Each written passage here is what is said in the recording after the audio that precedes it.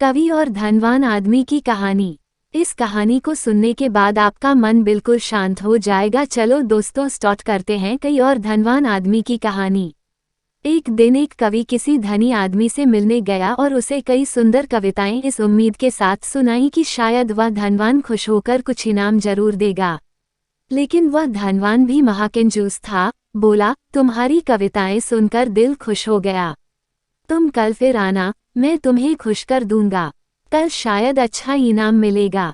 ऐसी कल्पना करता हुआ वह कवि घर पहुंचा और सो गया। अगले दिन वह फिर उस धनवान की हवेली में जा पहुंचा।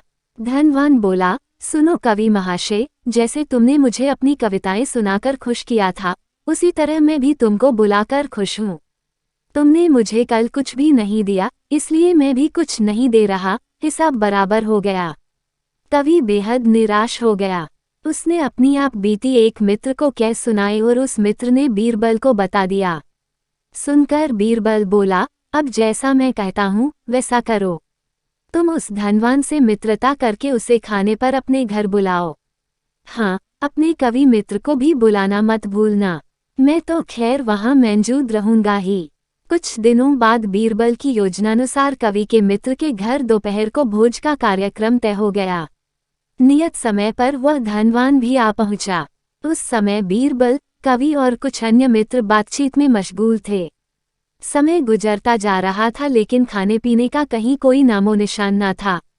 वे लोग पहले की तरह बातचीत में व्यस्त थे।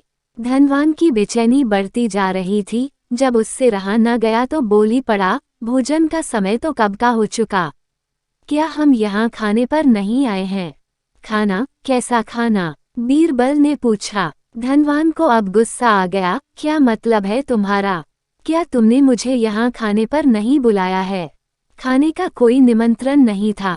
ये तो आपको खुश करने के लिए खाने पर आने को कहा गया था। जवाब बीरबल ने दिया। धनवान का पारा 7वें आसमान पर चढ़ गया। क्रोधित स्वर में बोला, ये सब क्या है? इस तरह किसी इज्जतदार आदमी को बेइज्जत करना ठीक है क्या? तुमने मुझसे धोखा किया है। अब बीरबल हंसता हुआ बोला, यदि मैं कहूँ कि इसमें कुछ भी गलत नहीं तो तुमने इस कवि से यही कहकर धोखा किया था ना कि कल आना, सो मैंने भी कुछ ऐसा ही किया। तुम जैसे लोगों के साथ ऐसा ही व्यवहार होना चाहिए।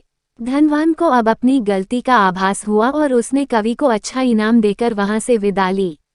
वहां मौजूद सभी बीरबल को प्रशंसा भरी नजरों से देखने लगे।